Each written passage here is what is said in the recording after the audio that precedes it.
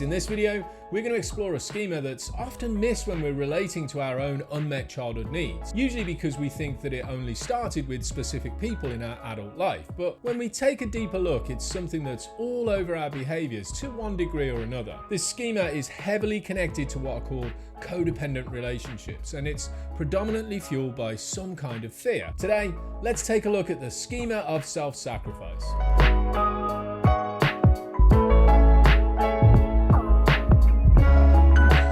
When the schema of self-sacrifice is activated within our personality system, we tend to fall into a behavior mode of simply sacrificing our own needs and desires for the sake of pleasing or meeting the needs of somebody else. In essence, we allow people to control us by only doing the things that they want to do or fixing the things that they need to fix, rarely bringing attention to the stuff that we might want or need within the relationship dynamic. Most of the time, but not always, we do this for one of three specific reasons. First, out of guilt and shame, because we've hurt other people in the past by putting ourselves first in our interpersonal relationships. Second, we do it out of fear that we're going to be punished or abandoned if we disobey the direction of those around us. And third, we do it because we simply don't believe that we'll be able to cope with the emotional experience that gets activated in our system if we don't attend to the other person's needs. Primarily, the stories connected to the schema of self-sacrifice begin in childhood. When this is the case, it's usually activated by the feeling that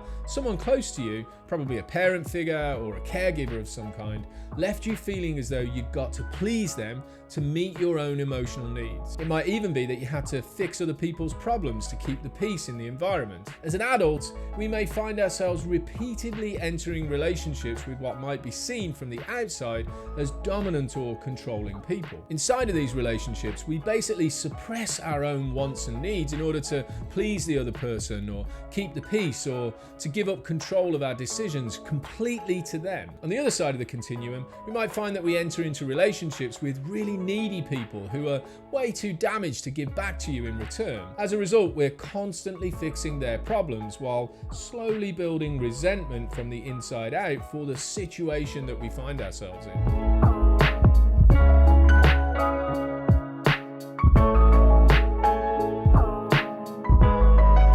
When I sobered up, the schema of self-sacrifice became responsible for a dominant story in my system. I often thought of myself as someone who was pretty easy to get along with, quite flexible, and willing to accommodate other people's needs at the drop of a hat. For a while, I actually saw this as an asset to my personality, as it helped me to get along with other people in difficult circumstances. As I started to work my own recovery lifestyle, though, I began to see that there was an underbelly to this story that left me having difficulty setting boundaries with other people and limiting the demands that they made of me. I found it really difficult to say no, regardless of how unreasonable the request might have been, and as a result, I had a hard time asking for the things I needed inside of the relationship for myself. The schema of self-sacrifice is often connected in one way or another to the feelings of guilt, shame, sadness, and loneliness, along with the fear that's in our system of what these emotions will do to us if we allow our parts to actually experience them. If this is you as a child, you may have experienced too much responsibility for the physical or emotional well-being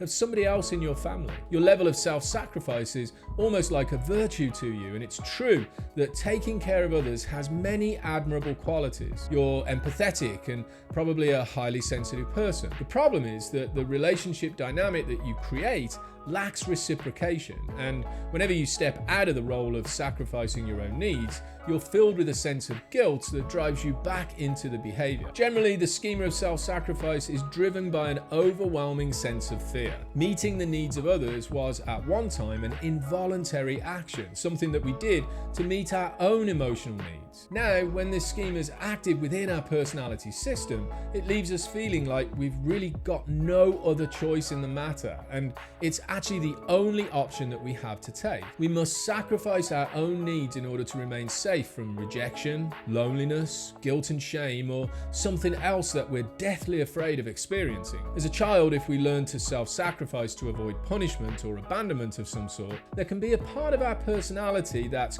constantly filled with anger. This might be really difficult to see at first because of the judgments you may have around anger being wrong. To build empathy and compassion for the part of you that's angry, keep in in mind that it's simply trying to protect the vulnerable child that's connected to these overwhelming emotional experiences. At the bottom of the website page that's connected to this video, you're going to find a worksheet that's designed to help you figure out if the schema of self-sacrifice is one that's dominant within your own personality system. If you can, download the PDF and work through the questions. Take your time to think things through. Keep in mind that we can find a little piece of every schema within our personal stories. What we're trying to find are the dominant ones that really take us into that emotional place that we're desperately trying to escape from. If you've got an opinion on this or anything else to do with the integration of DBT and schema therapy, leave a comment in the chat. I'd really love to hear your point of view. If you want to know more, come join the live online meetings that I facilitate each week on Zoom. I'll leave some links to those groups in the description below. As always, if you like the content of this video, please subscribe to the channel, smash that like button, and turn on those notifications for all the latest from me and the Liberation Place. I really hope this video gave you some ideas on how the schema of self-sacrifice might be relevant for you and your own personality system. Thanks for watching. See you again soon. Take care, be safe, and be well.